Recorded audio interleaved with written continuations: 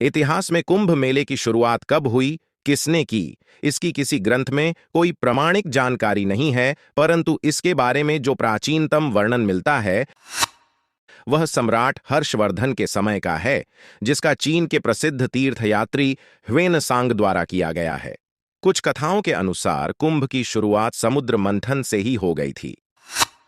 ऐसा कहा जाता है कि महर्षि दुर्वासा के श्राप के कारण जब इंद्र और देवता कमजोर पड़ गए, तब राक्षस ने देवताओं पर आक्रमण करके उन्हें परास्त कर दिया था।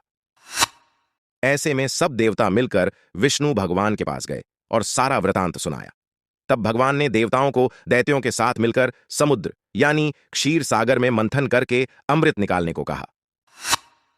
ये दूध सागर ब्रह्मांड के आकाशीय क्षेत्र में स्थित है। सारे देवता भगवान विष्णु जी के कहने पर दैत्यों से संधि करके अमृत निकालने के प्रयास में लग गए।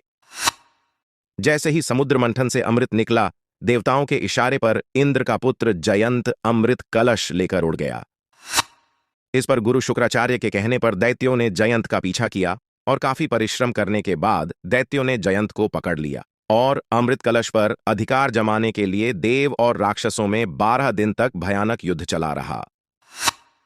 ऐसा कहा जाता है कि इस युद्ध के दौरान पृथ्वी के 4 स्थानों पर अमृत कलश की कुछ बूंदें गिरी थीं, जिनमें से पहली बूंद प्रयाग में, दूसरी हरिद्वार में, तीसरी बूंद उज्जैन और चौथी नासिक में गिरी थी। इसीलिए इन्हीं 4 जगहों पर कुंभ मेले का आयोजन किया जाता है।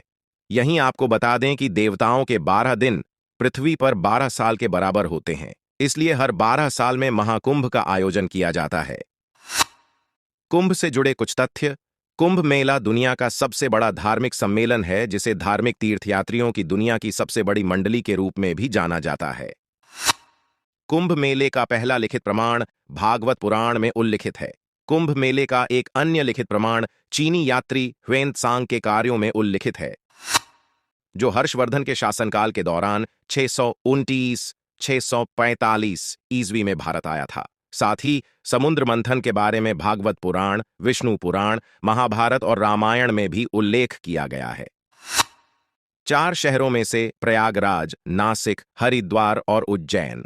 प्रयागराज में आयोजित कुंभ मेला सबसे पुराना है। कुंभ मेले में पहले स्नान का नेतृत्व संतों द्वारा किया जाता है, जिसे कुंभ के शाही स्नान के रूप में जाना जाता है, और यह सुबह 3 बजे शुरू होता है। संतों के शाही स्नान के बाद आम लोगों को पवित्र नदी में स्नान करने की अनुमति मिलती है।